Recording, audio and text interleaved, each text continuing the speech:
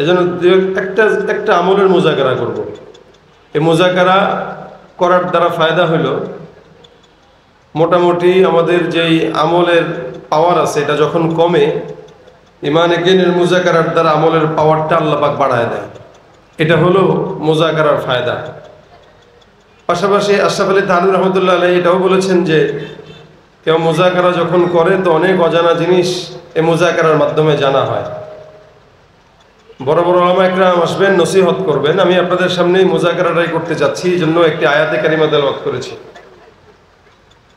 আমি যদি আপনাদেরকে প্রশ্ন করি, আপনারা সবাই একটা কথাই বলবেন।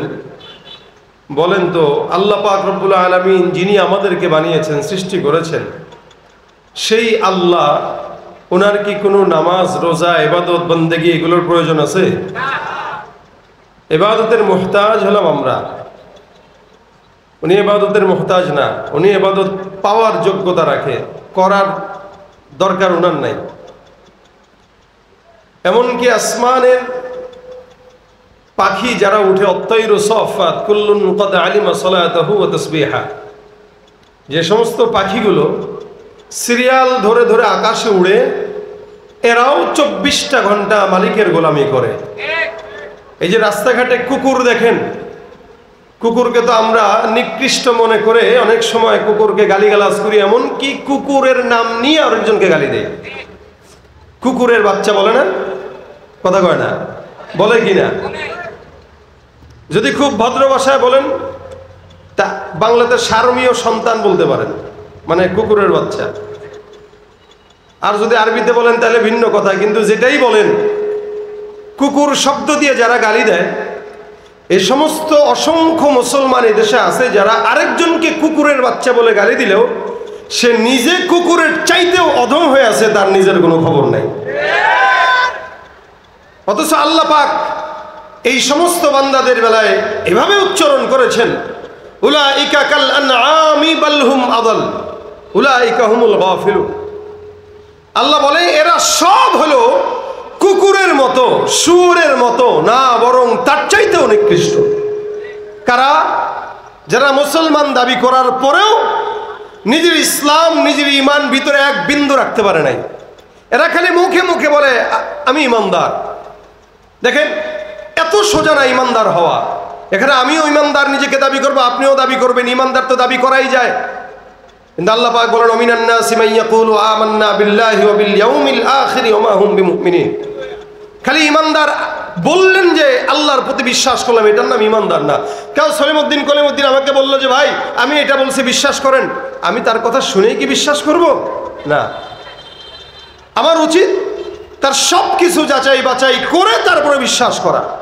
আল্লাহ পাক কোরআনে ফাতিহা থেকে নিয়ে নাস পর্যন্ত কি কি বলেছেন এগুলো পরিপূর্ণ জেনে বুঝে তারপরে ঈমান আনা, এটা হলো একজন ঈমানদারের কাজ। কিন্তু ঈমানদার বলে আমি ঈমানদার হয়ে গেলাম। এরা যখন সুদের হারামের কথা বলে, ঘুষের হারামের কথা বলে, তখন কয় না ভাই সব কিছু মানলে এটা তো মানতে পারবো না, এটা তো খাবোই। তার মানে বোঝা গেল ও আল্লাহ পাকের একটা জিনিস মানে আরেকটা জিনিস মানে না। তো যেই ব্যক্তি একটা মানে আরো 10টা মানে না, ও যদি নিজেকে ইমানদার দাবি করে, ও ইমানদার না, ও মুনাফিক, বেঈমান, ভণ্ড, এ সমাজের সবচাইতে বড় বাটপার সে।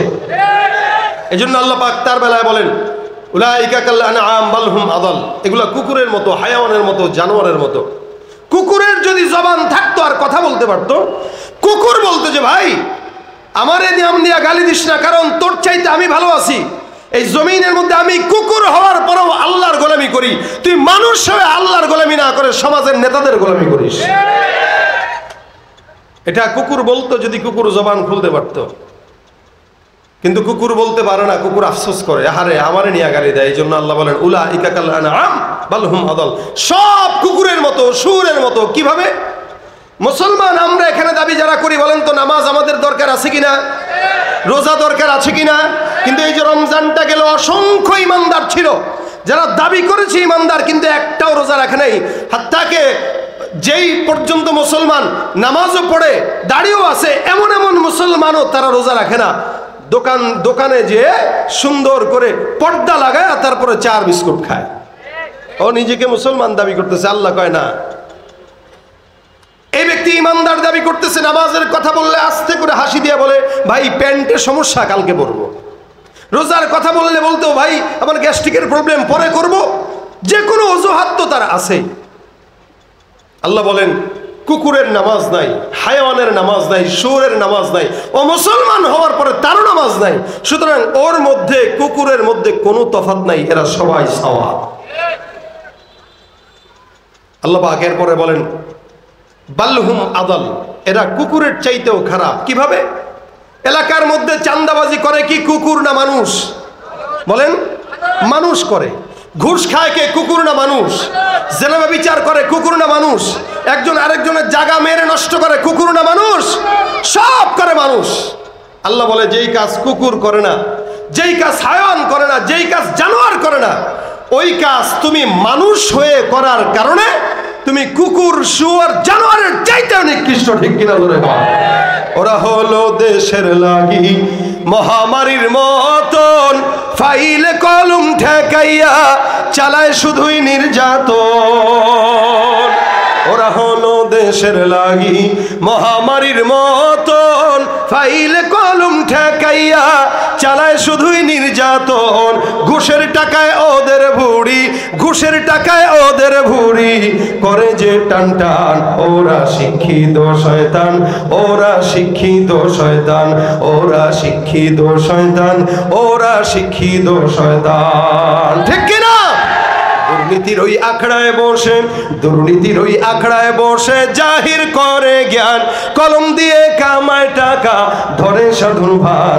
ওরা শিক্ষিত শয়তান, ওরা শিক্ষিত শয়তান, ওরা শিক্ষিত শয়তান, ওরা শিক্ষিত শয়তান। শিক্ষাঙ্গনের দিকে ভাইরে দেখো না চোখ মেলিয়া, ছাত্ররা সব বই ছাড়িয়া আছে শুধু প্রেম লইয়া। আবার অস্ত্র সেতু সঙ্গের সাথী, অস্ত্র সেতু সঙ্গের সাথী হইতে মাস্তান। ওরা শিক্ষিত শয়তান। কি? ওরা শিক্ষিত শয়তান, ওরা শিক্ষিত শয়তান, ওরা শিক্ষিত শয়তান। পীরগিরিয়ার মাজার পূজা চলছে দেশটা জুড়িয়া, শিরকি আর ভণ্ডামিতে দেশটা গেছে ভরিয়া। পীরগিরিয়ার মাজার পূজা চলছে দেশটা জুড়িয়া, শিরকি আর ভণ্ডামিতে দেশটা গেছে ভরিয়া। গাজার কলকি টান মারিয়া, গাজার কলকি টান মারিয়া দেখায় হাজার শান। ওরা শিক্ষিত শয়তান, ওরা শিক্ষিত শয়তান, ওরা শিক্ষিত শয়তান, ওরা শিক্ষিত শয়তান। ঠিক কিনা?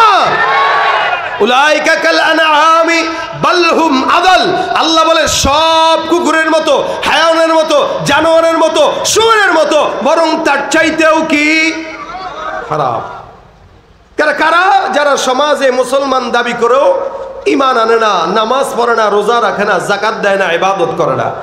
ইবাদত করব আমরা, আল্লাহ পাক আমাদের ইবাদত গ্রহণ করবেন। আল্লাহর কোনো ইবাদতের দরকার নাই। কিন্তু